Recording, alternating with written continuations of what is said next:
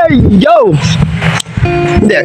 Wala akong natapos sa pag-aaral. Hindi ako psychologist. I'm not a psychiatrist.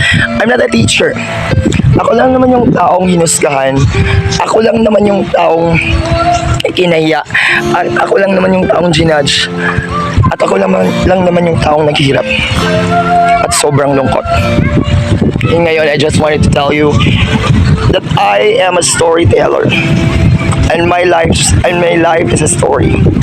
And a testimony of hope and love. You should always remember that God loves you and I love you. Hey, yo!